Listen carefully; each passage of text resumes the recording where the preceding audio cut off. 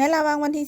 13-17 กรกฎาคม 2026 กรมภาษีได้ดำเนินกองประชุมค้นคว้าปรับปรุงเนื้อในกฎหมายว่าด้วยภาษีโดยการเป็นประธานของทานผู้เขาคำวรรณวงศ์ไซหัวหน้ากรมภาษีหัวหน้าคณะวิชาการรับผิดชอบค้นคว้าปรับปรุงเนื้อในกฎหมายภาษีมีคณะกรมคณะแผนกและบรรดาคณะวิชาการรับผิดชอบปรับปรุงกฎหมายว่าด้วยภาษีเข้าร่วมโอกาสนี้ทานผู้เขาคำวรรณวงศ์ไซได้มีคำเห็นว่าเวียกงานภาษีเป็นเวียกงานสำคัญของแขนงการเงินซึ่งแต่ละปีแขนงภาษีสามารถประกอบส่วนในการจัดเก็บรายรับเข้างบประมาณแห่งรัฐถือว่าเป็นแหล่งรายรับที่ใหญ่ในระบบงบประมาณแห่งรัฐพร้อมนั้นยังได้เอาใจใส่จัดตั้งเวียกงานวิชาเฉพาะของตนโดยอิงใส่กฎหมายว่าด้วยภาษีเป็นนิติกรรมหลักเห็นว่ามีประสิทธิผลสูงสมควรในแผนพัฒนาเศรษฐกิจสังคมแห่งชาติ5ปีครั้งที่10ปี2026-2030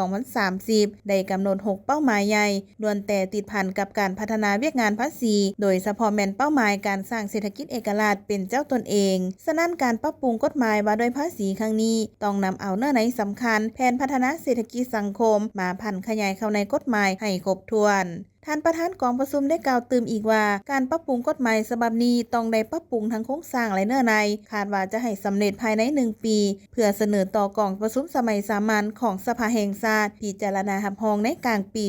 2027พร้อมนั้นกองประชุมได้พร้อมกันค้นคว้าประกอบคำเห็นบทเรียนตัวจริงอย่างกงไปกงมาแนใส่เห็นให้เนื้อในกฎหมายภาษีมีความละเอียดครบถ้วนสามารถเป็นบอนอิงในการจัดตั้งปฏิบัติตัวจริงในคงเขตเวียกงานภาษีในขอบเขตทั่วประเทศ